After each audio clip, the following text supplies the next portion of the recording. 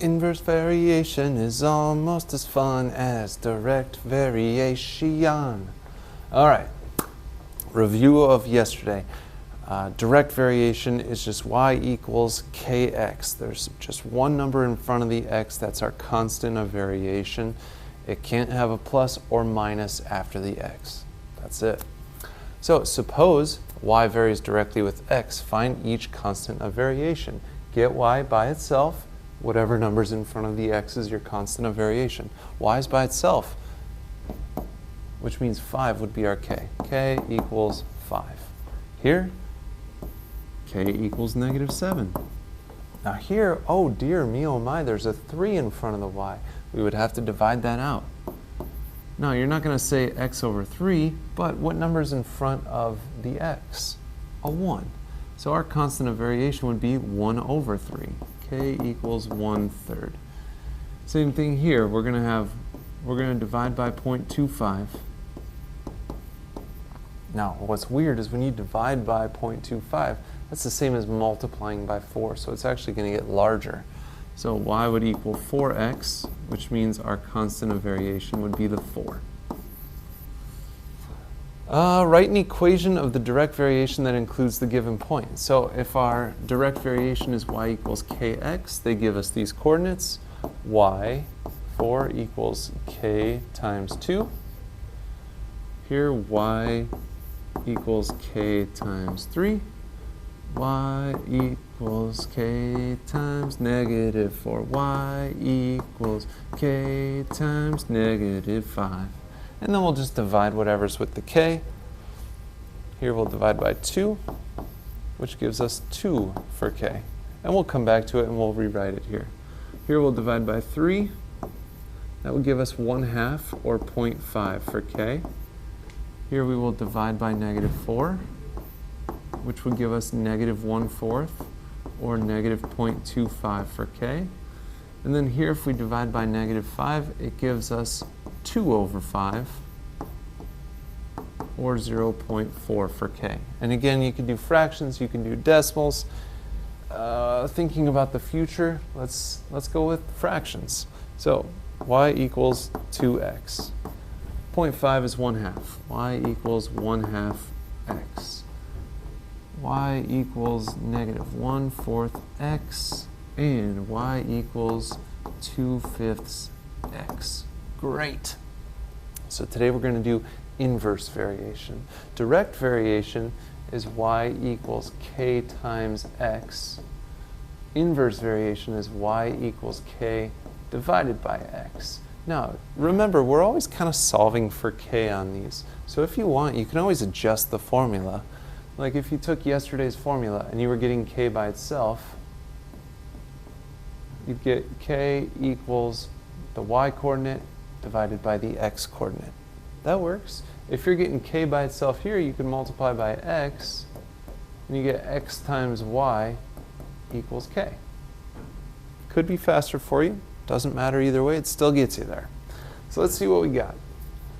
Oh, a little activity on inverse variation. Suppose you're part of a volunteer crew constructing affordable housing. Building a house requires a total of 160 workdays. Wow.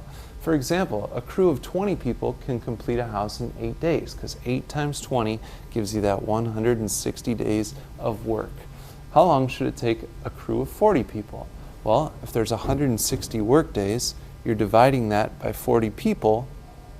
160 divided by 40 is 4. So it should take you 4 days of construction then to complete it if you have 40 workers. So we're always going to take the 160, because that's the total work days. They're all going to be 160. And we're going to divide it by the crew size to give us the construction days. So we could say the work days divided by the crew size equals construction days. All right, so 160 divided by 2 gave us the 80. If we did 160 divided by a crew of 5, that comes out to 32. If we did 160 divided by 8 people, That would be 20 days of construction. Now here they're saying 160 divided by something gives us 16. Oh, so if we were to rearrange this formula, the crew size, well, we could just substitute in here. We could say 160 workdays divided by our crew size, X, and in this case, it was 16. Now, what would you divide 160 by to make 16? 10, right? All we did was remove the 0. That was the only curveball here. And then 160, we said if there's 40 people, that would take 4 days. So it wants us to create a graph from this data. Now it told us the crew size was X. That's always our flat horizontal axis. Crew size. The Y is our construction days.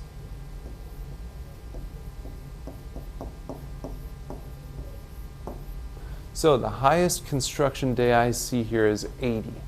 So if we mark that with 80, that's pretty easy to cut in half. 40, we can cut that in half. 20, 60. What's going on, Miss Easley?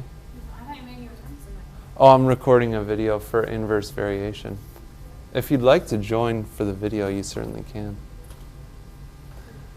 And then half of those would be tens, right? So we don't need to label each of them unless you really want to. But we could say like that's 10, here's 30, 50, 70. The crew size, I see the biggest one I have is 40. So we have to make sure we at least include that, which again, we could cut that in half pretty easy. 20, then we could split that in half, 10. There's our 30, and we could even make half marks for the 5s. And now we plot the points. Our first one, the X is 2, the Y is 80. So 2-ish here, 80-ish there. We have 532, it'd be about there. 820 there. 1016 there-ish. 28 and 44. So if you were to connect these dots, it would kind of slope down like this. That's what inverse variation looks like if you were to graph it on an XY coordinate. Direct variation, like yesterday, actually, yeah. Direct variation, if it's positive, would slope up like that. Cool, so we're going to be working with these inverse variation functions. We're going to set up and solve equations with inverse variation. So again, the form is y equals k over x, or if you look, it's x times y equals k. Whichever formula you want to use. They're the same formula, it's just moved around differently. Suppose y varies inversely with x and y equals 7 when x equals 5. Write an equation for the inverse variation.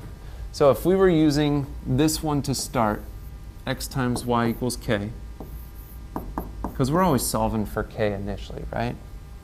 It tells us that y is 7 when x is 5. Now that's simple multiplication. 5 times 7 is 35. So that would be our constant of variation. And it wants us to write the equation for the inverse. So that's where I'll use this y equals k divided by x. And we know that k is 35. So y equals k, 35, divided by x. That's not too bad, right? The constant of variation is just the x-coordinate times the y-coordinate.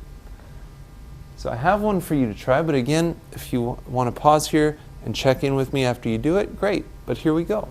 Suppose y varies inversely with x, and y is 9 when x is 2. Write the equation for the inverse variation.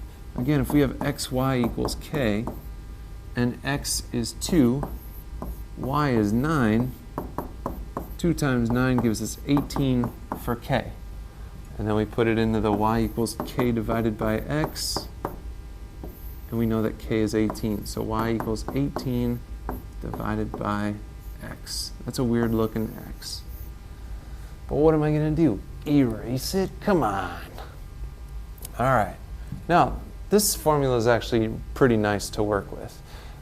Suppose x1, y1 and x2, y2, again just two coordinates, are two ordered pairs of an inverse variation.